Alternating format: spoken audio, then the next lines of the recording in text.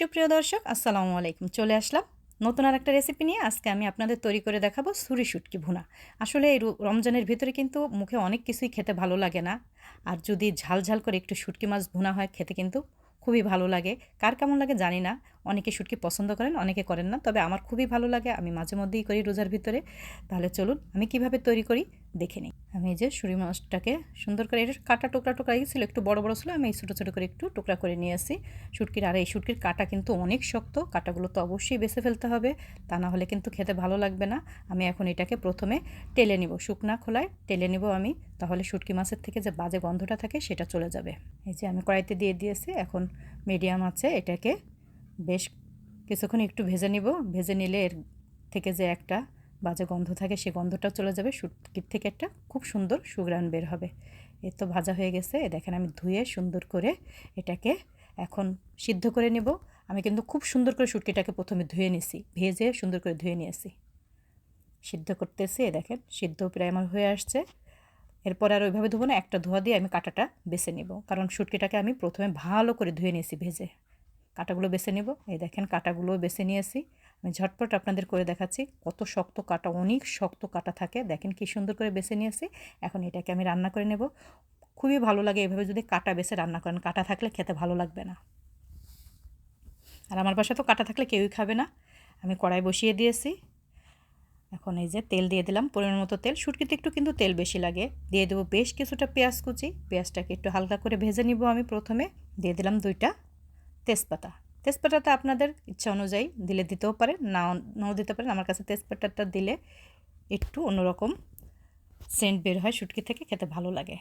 দেখেন হালকা করে একটু ভেজে নিলাম। এখন এখানে আমি প্রথমে দিয়ে দেবো একটু আদা, পরের মতো একটু আদা বাটা দিয়ে দিব। আদা বাটাটা দিয়ে একটু নেড়ে চেড়ে নেব, আদার গন্ধটা একটু যাতে চলে যায়। তারপরে আমি একটু রসুন দিব, এখন দিয়ে দিলাম রসুন বাটা। রসুন বাটাটা দিয়ে এখন আদা আর রসুনটাকে খুব সুন্দর করে একটু পেঁয়াজের সাথে ভেজে নেব, যাতে আদা রসুনের কাঁচা গন্ধটা চলে যায়। ভেজে নিয়েছি, এখন দিয়ে দেবো একটু মরিচের গুঁড়া, শুকনো মরিচের গুঁড়া দিয়ে দিলাম। দিয়ে দেবো হলুদ গুঁড়া, তেলের ভিতর দিলে একটু সুন্দর কালার হয়, এর জন্য তেলের ভিতর দিয়ে একটু ভেজে নিলাম।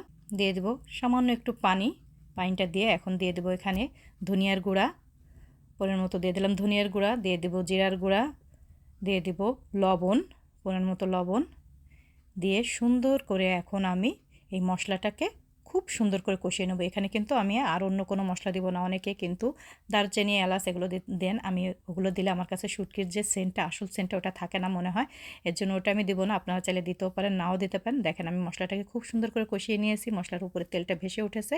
এখন আমি এখানে শুটকি মাছগুলো দিয়ে দেবো, যেগুলো আমি বেছে রেখেছি সেই শুটকি মাছগুলো দিয়ে দেবো। দিয়ে এখন আবার সুন্দর করে এই মশলার সাথে মাছটাকে কষিয়ে নিব। এই শুটকি মাছটা কিন্তু খেতে অসাধারণ লাগে। আপনারা যারা যারা রান্না করতে পারেন তারা তো পারেনই, আর যারা যারা না পারেন অবশ্যই আমার রেসিপিটা দেখে আপনারা রান্নাটা করবেন, দেখবেন খেতে অসাধারণ লাগে। এখন আমি এখানে আবার একটু দিয়ে দেবো পানি, সুন্দর করে একটু কষিয়ে নিয়েছি। এখন দেখেন খুব সুন্দর করে আমি এটাকে কিন্তু কষিয়ে নিয়েছি। এখন এখানে আমি আবার একটু পানি দিয়ে দেবো, দিয়ে এটাকে আবার কিছুক্ষণ একটু রান্না করে নেব। সিদ্ধ করে যদি কাঁটাটা বেছে ফেলেন খুবই ভালো হয়। অনেকে কিন্তু কাঁটা সহ রান্না করে, কিন্তু আমার কাছে মনে হয় কাঁটাটা বেছে নিলে বেশি ভালো লাগে। এখানে দিয়ে দেব বেশ কিছুটা রসুনের কোয়া, যে আস্তে আস্তে রসুনের কোয়া দিয়ে দিলাম, আর দিয়ে দিলাম বেশ কিছুটা কাঁচামরিচ। খুব সুন্দর একটা ফ্লেভার বের হবে এই কাঁচামরিচটা কিন্তু আমি কেটে দিইনি, আস্তই দিয়ে দিয়েছি। এখান থেকে যতটুকু ঝাল বেরোনোর বের হবে, আর বাদ বাকিটা শুধু ফ্লেভারের জন্য আমি দিয়েছি। এখন এটাকে খুব সুন্দর করে রান্না করে নিব। দেখেন প্রায় আমার রান্না হয়ে গিয়েছে মাছটা, আর একটু ভুনা ভুনা করব, একদম তেল তেল যখন বের হয়ে আসবে তখন এটাকে আমি নামিয়ে নিব। দিয়ে দিচ্ছি একটু ভাজা জিরার গুঁড়া, ভাজা জিরার গুঁড়াটা দিয়ে একটু নেড়ে চেড়ে তারপর এটাকে আমি নামিয়ে নিব। এই তো তৈরি হয়ে গেল আমার মজাদার ছুরি শুটকি ভুনা। কেমন হলো অবশ্যই জানাবেন। দেখেন কতটা সুন্দর দেখা যাচ্ছে, অনেক লোভনীয় হয়েছে। আপনারা অবশ্যই ট্রাই করে দেখবেন, যদি ভালো লাগে লাইক কমেন্ট শেয়ার করবেন। আজকে এই পর্যন্ত, ফিরে আসবো নতুন কোনো আর এক রেসিপি নিয়ে। ভালো থাকবেন, আল্লাহ হাফেজ, আসসালামু আলাইকুম।